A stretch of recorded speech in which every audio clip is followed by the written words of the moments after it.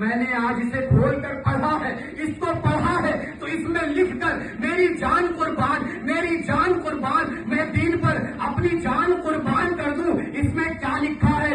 اس میں لکھا ہے کہ بیٹے میری یہ وصیت کے لو، ایک وقت آئے گا جب میرے بھائی پر ظلم کیا جائے گا، ایک وقت آئے گا جب میرے بھائی کو قتل کیا جائے گا، اس وقت اپنے چچا کا ساتھ مت چھوڑنا، اس وقت اپنے چچا سے دور نہ ہونا، اس وقت اپنی جان دینے سے گریز نہ کرنا، اس وقت کچھ بھی ہو جائے دین کے لیے تمہیں اپنا سر قلم کرانا پڑ جائے لیکن باز نہ آنا۔ یہ ایسا وقت، ایسا سنگین وقت، وہ قاسم جن کا نکاح حضرت سکینہ سے ہونے والا ہے، جب آپ نے حضرت امام حسین نے یہ بات سنی تو تڑپ گئے کہ اب کیا کروں، بھائی کی وصیت بھی پوری کرنی ہے اور اپنے فرزند، اپنے بھتیجے کو جنگ میں بھی بھیجنا ہے۔ بڑا پریشانی کا ماحول، بڑا دردناک ماحول، لیکن آپ نے بھیج دیا۔ دشمنان دین نے، یزیدیوں نے رحم نہیں کیا، انہیں قربان کر دیا۔ سوچیں کتنا دردناک واقعہ، آپ دیکھتے جائیں۔ حضرت زینب جو کہ بہن ہے، آپ ان کو تلقین کر رہے ہیں کہ میرے جانے کے بعد غم نہ کرنا، میرے جانے کے بعد سینے نہ پیٹنا۔ بہن سے کہہ رہے ہیں صبر کرنا، آہو فغا نہ کرنا، میرے جانے کے بعد اپنے بال نہ بکھیرنا، میرے جانے کے بعد صبر کا دامن نہ چھوڑنا، میرے جانے کے بعد قرآن و سنت کی پیروی کرنا مت چھوڑنا۔ کچھ بھی ہو جائے قرآن و سنت کے خلاف مت جانا۔ آخری وقت میں آپ کے بھی دو بیٹے تھے، اون و محمد، جس کا نام آپ بارہا سنتے رہتے ہیں۔ حضرت امام حسین کے بھانجے اون اور محمد، دو بھانجے، آپ نے بھی دونوں کو جنگ کے لیے بھیج دیا۔ ایک کے بعد ایک بھیج رہے ہیں، لوگ شہید ہو رہے ہیں، لیکن موقع دے رہے ہیں کہ یزیدیوں سنبھل جاؤ، یزیدیوں سنبھل جاؤ، ابھی بھی موقع ہے، میری جان لینے سے باز آ جاؤ، سنبھل جاؤ، کیونکہ تم نے اگر میری جان لے لی تو تم نے میری نہیں بلکہ دین کی جان لے لی، اور جب تم دین کی جان لے لو گے تو جہنم تمہارا ٹھکانہ ہو جائے گا۔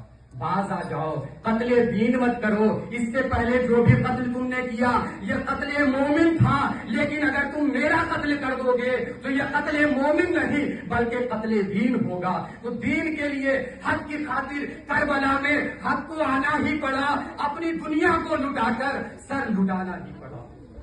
سوچے یہ سر دینا، لیکن قربان جائیے جب سارے لوگ شہید ہو گئے، حضرت امام حسین، امام حسن کے اس جسم کو، جو بیلٹ آپ کمر پر باندھا کرتے تھے، اس بیلٹ کو آپ نے اپنے کمر پر باندھا، اور جو جنگ کے معاملے میں زرہ کے اوپر جو چیزیں پہنی جاتی ہیں ان کو آپ نے زیب تن کیا۔ زیب تن کرنے کے بعد وہ تلوار اٹھائی جسے آپ ذوالفقار کہتے ہیں، وہ تلوار جو نانا نے عطا کی تھی، وہ تلوار جو حضرت علی کو ملی تھی اور حضرت علی سے حضرت امام حسین کو ملی تھی۔ اب سوچیں وہ تلوار لے کر مرد مجاہد جب میدان میں آیا ہوگا، وہ تلوار لے کر مرد مجاہد جب اس لگن کے ساتھ کہ میں اللہ کے دین کے لیے آگے بڑھ رہا ہوں، تو دشمن کا کیا حال رہا ہوگا۔ سامنے سے کوئی مقابلہ نہیں کر پا رہا ہے، کوئی سامنا نہیں کر پا رہا ہے، لگاتار ضرب پر ضربے لگا رہے ہیں، دشمن ڈھیر ہو رہے ہیں، سامنے سے کوئی آنے کی جرأت نہیں کر رہا ہے۔ لیکن یہ 22,000 کا لشکر کوئی چھوٹا لشکر نہیں ہے، یہاں تو صرف 72 افراد اور اب آپ اکیلے ہیں، لیکن لشکر میں لوگ بھرے پڑے ہوئے ہیں۔ 22,000 کا لشکر کوئی چھوٹا موٹا لشکر نہیں ہے، بہت بڑا لشکر، لیکن آپ اس کا سامنا کر رہے ہیں۔ قربان جائیے کسی کے اندر ہمت نہیں تھی کہ وہ سامنے سے آگے مقابلہ کر سکے۔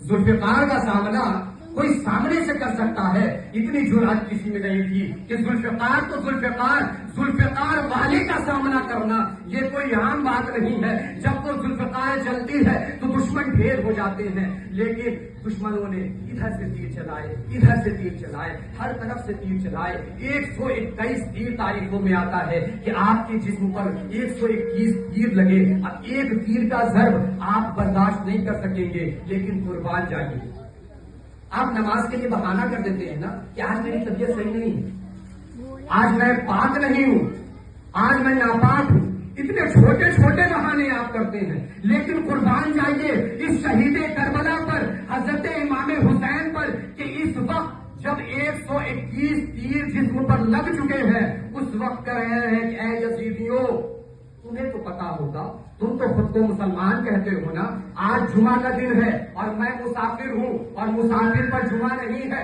مسافر پر جمعہ نہیں ہے، مجھے ظہر پڑھنے کا وقت دے دو۔ جنگ کے میدان میں تیر لگ چکی ہے، ظہر کا وقت، اتنا خیال۔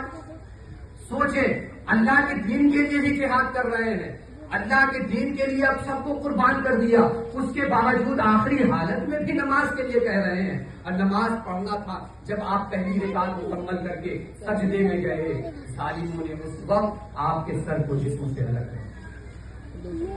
سوچے اس مرد مجاہد کا سامنا کوئی سامنے سے نہیں کر سکتا تھا، لیکن یہ زندہ تھا، زندہ رہتے ہوئے اس نے وہ مثال پیش کر دی کہ قیامت تک ہم اس زندہ کا تذکرہ کرتے رہیں گے۔ اور اس کے بعد جب ظالموں نے ظلم و بربریت کا پہاڑ نوچا، ظلم و بربریت کا پہاڑ کھڑا کیا، لگاتار آپ کے جسم پر گھوڑے دوڑا رہے ہیں، آپ کے سر مبارک کو ادھر ادھر گھما رہے ہیں، تلوار کی نوک پر رکھ رہے ہیں، لیکن اس سب پر قربان جائیے جو گواہی دے رہا ہے کہ اللہ کی راہ میں جو مارے گئے انہیں مردہ نہ کہنا، یہ زندہ ہے۔ تمہیں ہی شعور نہیں ہے، تمہیں ہی نہیں سمجھ پا رہے ہو۔ یہ سر قرآن کی تلاوت کرتا ہوا نظر آ رہا ہے۔